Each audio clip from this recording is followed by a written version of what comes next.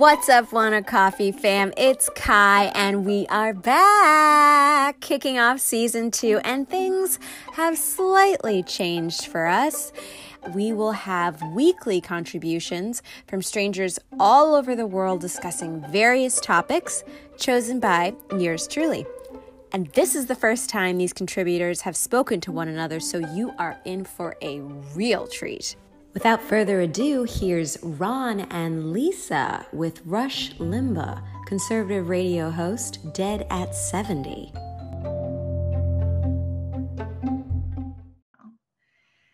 Okay. So go ahead. No, perfect. Go ahead. All right. So we're talking about Rush Limbaugh. Is that's my understanding? Yes, it's Rush Limbaugh, conservative radio host, dead at 70. Hurrah. Yeah, the sound of silence has never been grander, in my opinion. And I write some freelance stuff for a certain blog, and ultimately what it comes down to is I actually wrote about this last week after it happened. And since I can remember being a kid, this is really the change in America, and it really does have to do more with Rush Limbaugh than anything. And in my opinion, growing up, the last presidency I can think of where, I you could see almost left and right aligning a little bit, at least somewhat, was the alignment, of Bush Senior.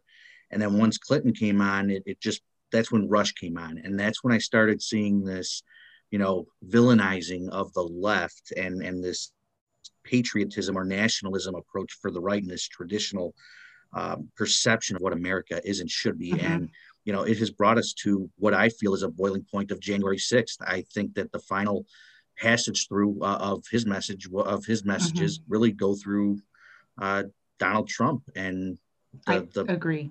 Yeah, the weak-minded took off with it. So that's how I feel about it. Exactly. I just wanted to start off by highlighting all the amazing things that came out of his death. I don't know if you've heard of an Instagram personality, goes by Quentin Quarantino. His real name, I think, is Tommy Marcus. But he actually started a fundraiser for Planned Parenthood to dishonor Rush Limbaugh, and it raised over $1 million. So that's something great that's come out of his demise, which, I couldn't be happier about that. Have you heard of this Quentin Quarantino person? I have not heard of him specifically, but I have heard of that cause, and the hashtags flowing around Twitter around all that. And you're right.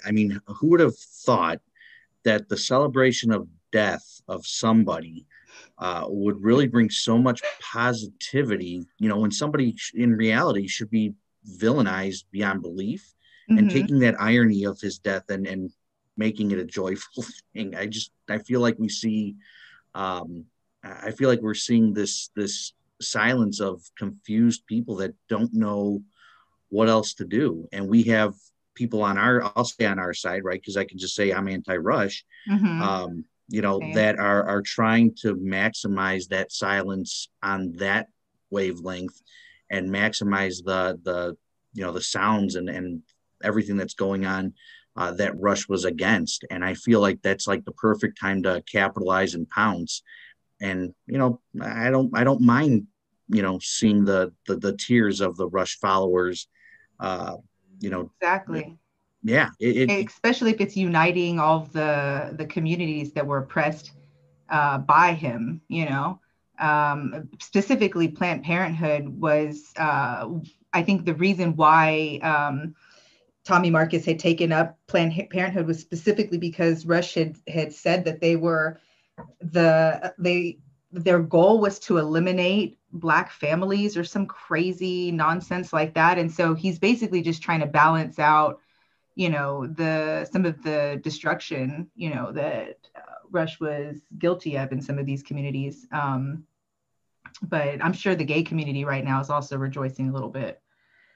Oh, I think the gay community, the pro-choice community. I feel like there's just so much out there that, as we've seen, in the transition of Trump back to Biden, coming red to blue, and in the timing of Limbaugh's death, it's just we've kind of seen this fight of all these positive things to illuminate progressiveness within our country.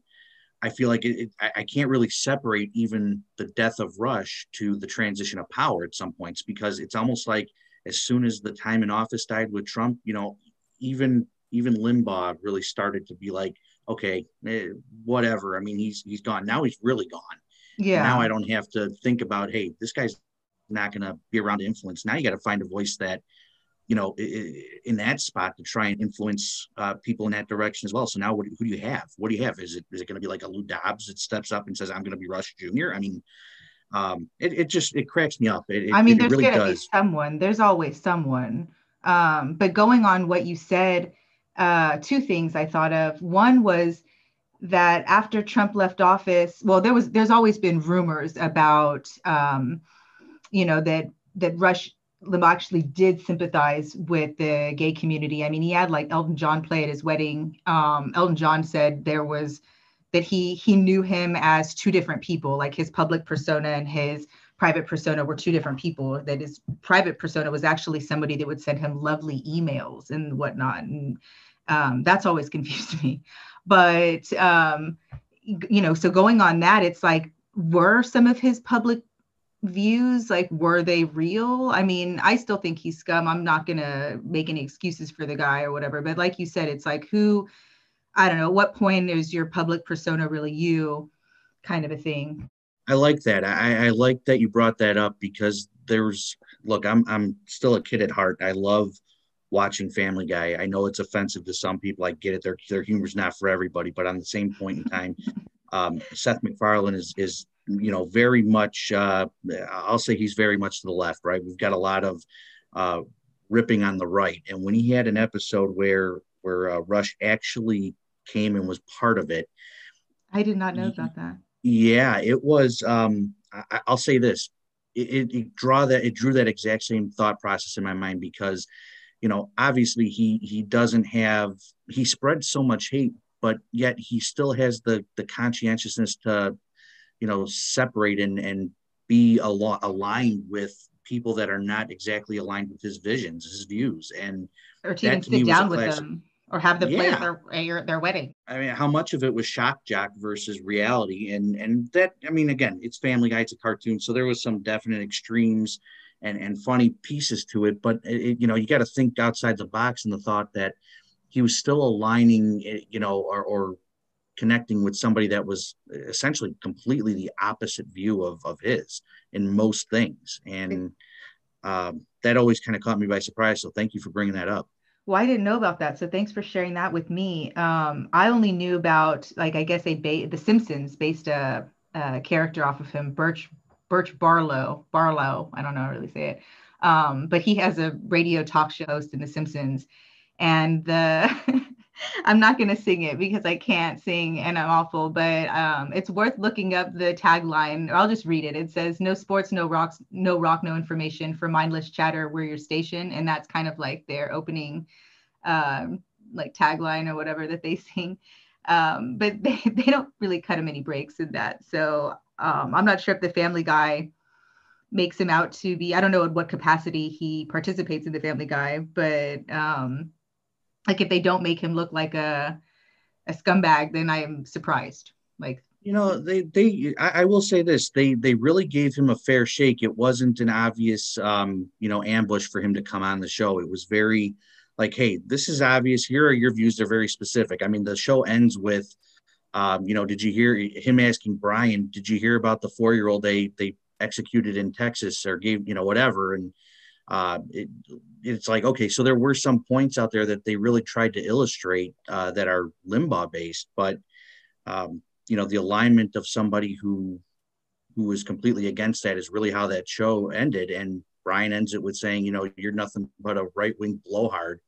And that was really kind of how it ended. But I mean, it still was interesting to see, now. I mean, it's still interesting to see two sides really kind of, at least I'll say peacefully, congregate. Collaborate. Yeah. Yeah, there you go. Yeah, maybe that's the better word. So, yeah, I would urge it. It was kind of an interesting episode. It really does point out a lot of the like hypocrisies that Rush has, and a lot of the paranoia driven crap that he spewed. But it all seems like it's in good fun, and obviously, I don't think he would have done it if it would have been that bad for him. And I honestly, I had to look it up. I had to make sure it wasn't just Actually him. Mm-hmm. yeah, and it was him. He collaborated with Seth MacFarlane and did it. He was cool about it. That's surprising. And well, I mean, that's one of those things. For example, I had a friend the other day post on Instagram a story. It was like, I'm assuming you've heard that Trump was, banned from all social media. So she posted the Mar-a-Lago memoirs, and that Trump had posted a eulogy for Rush, and it was and so I read it or whatever, and it was basically, after you read it, you flip to the next story, and then you learn that no, actually wasn't written by Trump. It's just some guy that puts out a blog. His name is Gary Flick. He puts out a blog called the Mar-a-Lago Memoirs, and he writes as Trump, but nobody can tell the difference because it's so, I mean, it's That's embarrassing. yeah, it's so embarrassing because most of the time, like maybe, if let's say Obama was quoted or something and it was really off the wall, you'd probably look it up. Or you'd like, in what context did he say this horrible thing or this, delightful thing, either way. But we'd probably look it up just to make sure it was said, maybe, especially if it was horrible. But for Trump, we're just like, obviously, what a scumbag, and I didn't even give it another thought. And so obviously I was also embarrassed when I flipped. I was like, oh my God, they got me. But yeah. So I mean, it could, like you said, you looked up the Family Guy thing to make sure, did he really collaborate with these people? I didn't have to. I just want to read a little excerpt of this eulogy because it's to the part that was posted, and I just want to get your take on it to see if you would have been fooled as well.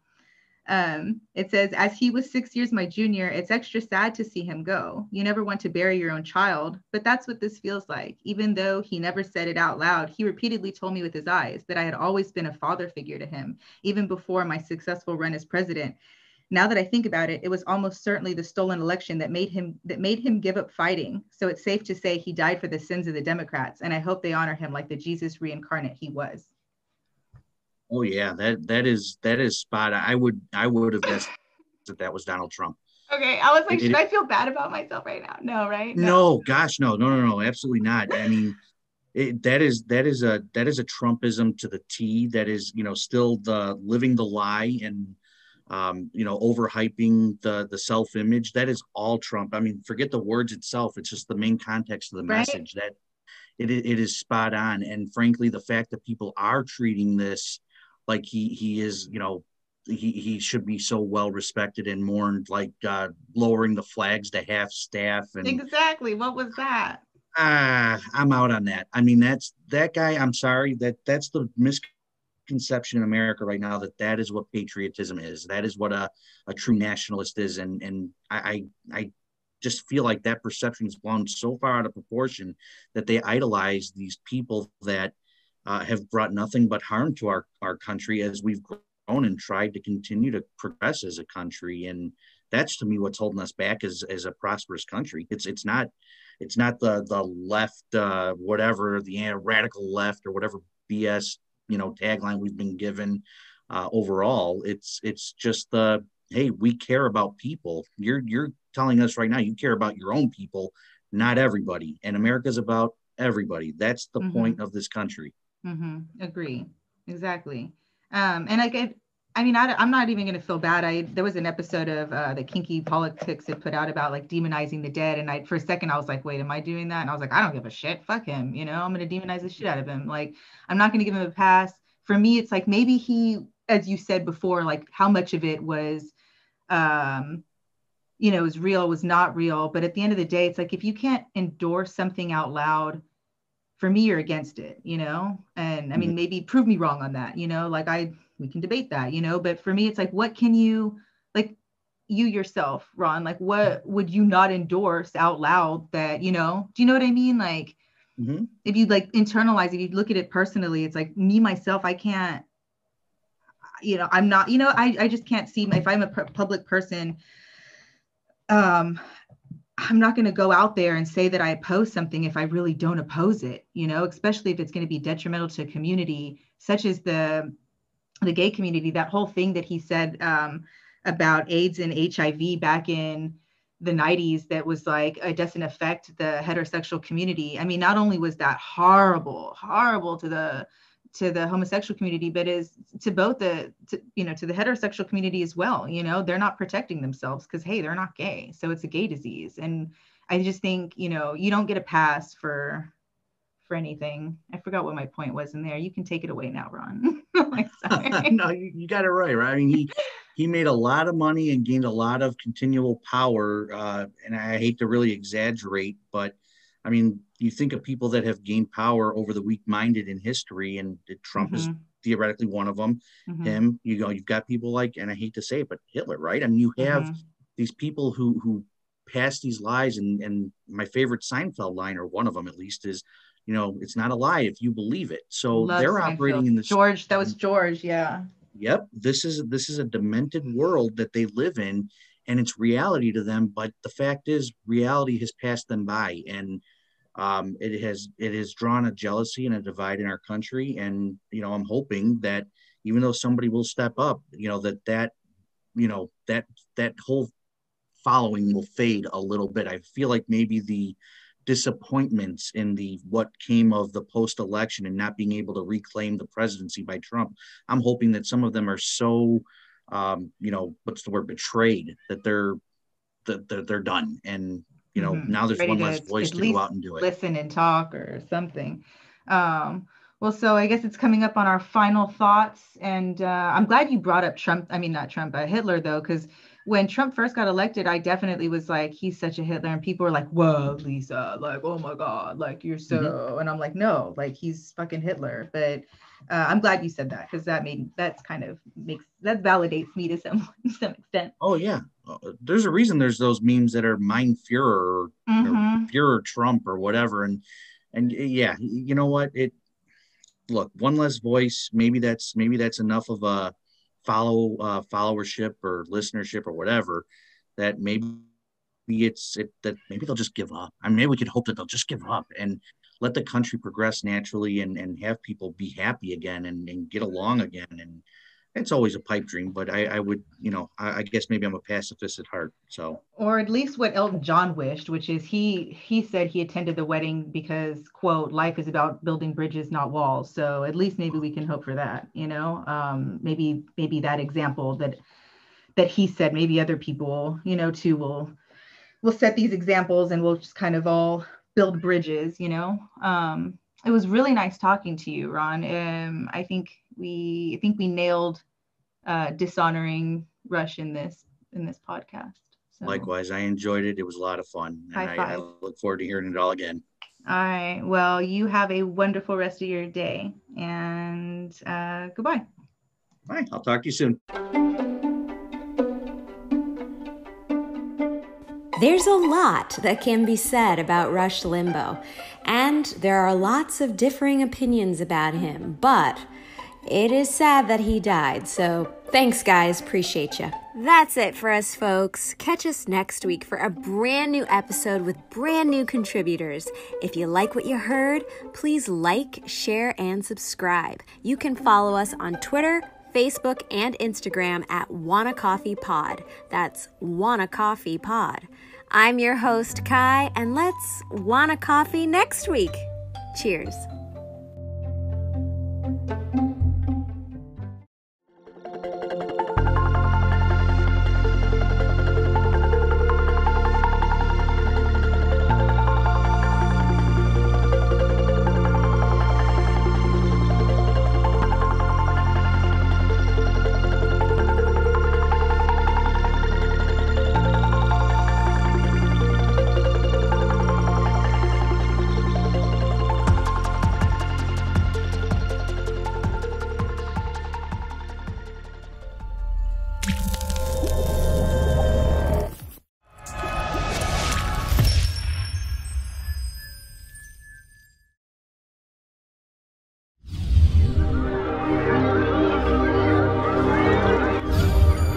my God.